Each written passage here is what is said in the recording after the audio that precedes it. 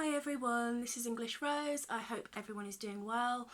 I am just doing a very quick part 2 of my jigsaw vlog before I go away on holiday. Today in lovely Leeds, it is absolutely pouring with rain, and the very famous Ed Sheeran is playing at my local park. So for anyone going out there, I hope you don't get too wet. That's not going to happen, so I hope you have a lovely night. Very quick weight update. I did jump on the scale very quickly this morning and I had lost 3 pounds, which took me to 14 stone 3. Whether or not that was real weight loss or just the fact that last week it was my time of the month, who knows. But either way, I've not ballooned and I've not massive, so I'm happy with that, to say that we're in the school holidays. And to be honest with you, my weight isn't really my focus at the moment. Sometimes for me, just not gaining is as good as losing, to be honest with you. So anyway, let me crack on with part 2 of my jigsaws. Most of my jigsaws that I do tend to be quite dark and sort of gothic, and just because that's what the kind of art that I find beautiful. But I have discovered an artist called Jan van Hasteren, who is Dutch, and he specialises in comedy puzzles. So I've done a few of his. They always make me laugh, and I'm just going to show you a few of them now. This one is a 500 piece. There we go. Now the whole idea of this puzzle is that there is a very smug fat cat at the top of a tree, and all the dogs in the village are basically causing absolute havoc trying to get to this cat who's at the top laughing at them. Now, as I'm a cat lover myself, I find this very funny because that is exactly what cats would do. There's all sorts of shenanigans going on in this puzzle, and as always, the puzzler is invited to find the shark fin. Every one of his images has a shark fin in it, and you can probably see it because it's not massively hard to find. I have totally forgotten the name of this puzzle, I will be honest with you.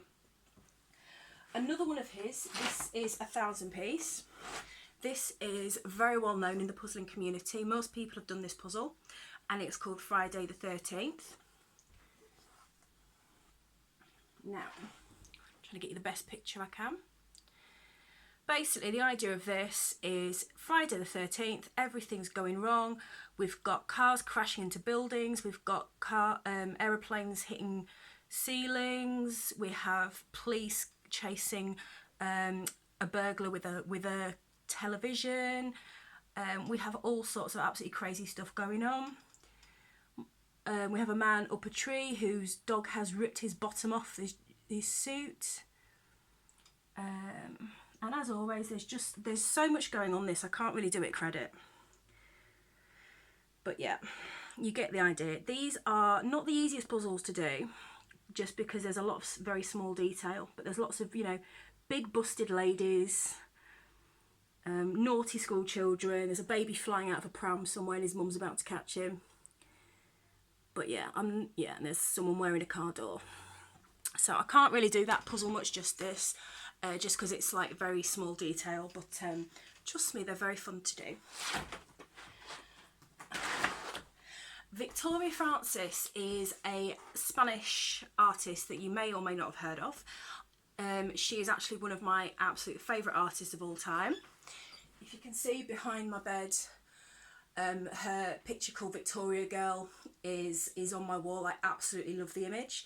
I would love to do more of her puzzles, but sadly I've had issues getting her puzzles to be done with a good quality, because she's had them done through Hay Puzzles and I do not get on well with Hay Puzzles. But anyway, this is one that was not done by Hay, and it's called Redbird, and I absolutely love this image. It's very pretty, for me anyway. As you can see, beautiful sort of, auburn haired girl. This picture's called Redbird, because she's obviously got a little red bird on her finger. It's like very misty.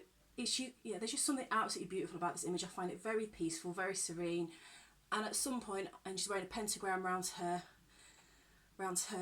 necklace, and at some point I will get this framed and hung on my wall, because I think it's very pretty.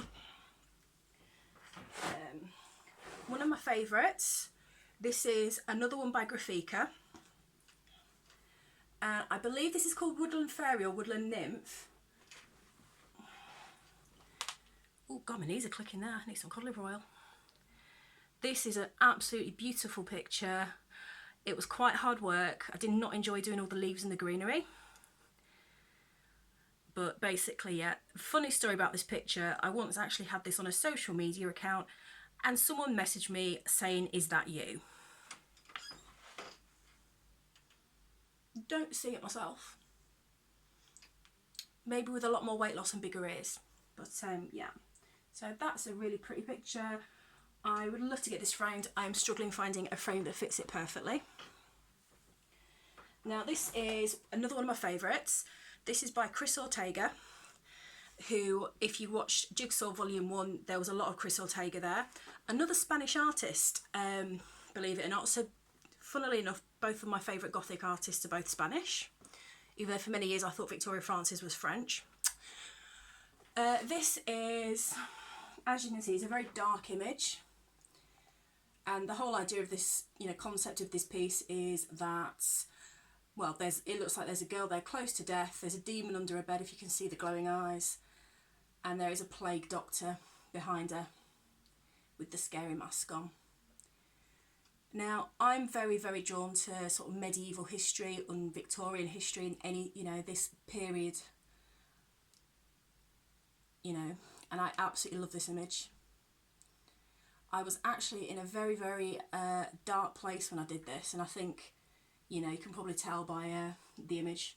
I won't say I wanted to lie down and die, but you know, I was pretty down, shall we say.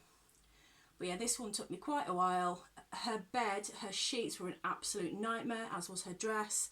I lost a fair few bits of this puzzle, but because I really wanted it completed, I bought a second one to complete it. So there we go, that's another Chris Ortega. Chances are you will have seen Chris Ortega's work at some point, whether it be on Facebook. It's, you know, she's a very, very popular artist. So there we go. Hope you enjoyed my slightly strange hobby. I do know that jigsaws have a bit of a strange image. When I tell people I do them, people tend to think that I sort of do, I don't know, how can I say this? Very cheesy images, like, oh, I don't know, like a little village or a field of grass or something. And for me, it's not about that. I'm just going to pause this a moment and show you a couple of puzzles that I've got left to do that are still in the boxes, and also I'm going to show you a few that have actually defeated me that I cannot do. Hi, back, just have to grab a few boxes. Right, so I have not managed to complete every puzzle I've bought. I have had to admit defeat. I've previously mentioned that I have issues with hay puzzles. I don't know if I'm cursed, but this is the one that I have not been able to complete. Some of you may know I have Siamese cats. I absolutely adore Siamese cats. And I wanted to do this to remember my late boiler stat, who passed away of cancer at 2.5. Can I do this puzzle? No. I've tried to do it about 4 or 5 times. I just cannot. There is something about this puzzle. I cannot do it. Funnily enough, it's a hay puzzle, so I'm wondering if it's the curse of the hay puzzles. Who knows? Another one. Now, I was a surrogate in 2015, which I may do another vlog about at some point. But the lovely lady that I helped become a mother, she gave me this as a present. It's a Victoria Francis, who you know that I love. Now, I got halfway through this, and when I started doing puzzles, my boy Merlin got very jealous of my hobby, and he actually destroyed her.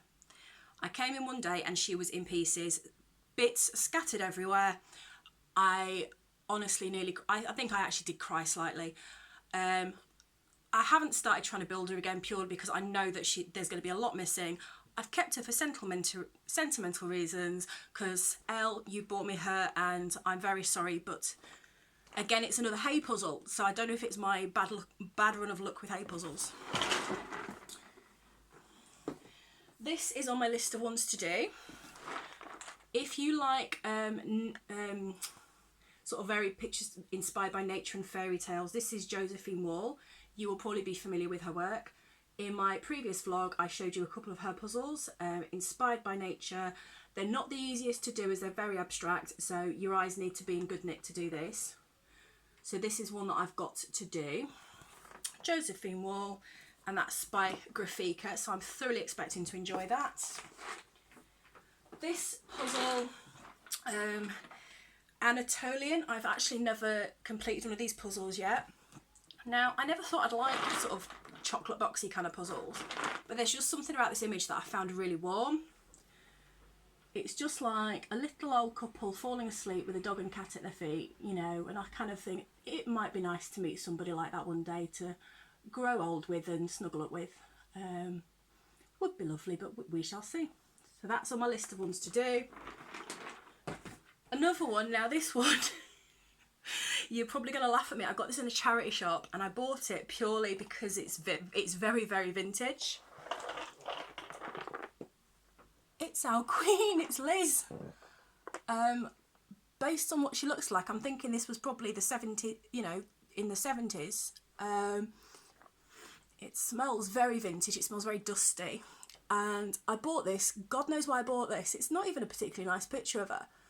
But yes, I've bought this, and one day if I have nothing else to do, in a rare moment of patriotism and, you know, and love for the monarchy, I may actually get round to trying to build Queen Liz, shall we say. But I was quite surprised to buy this. Yeah, but I bought that it's more of a sense of history and a proud of being English.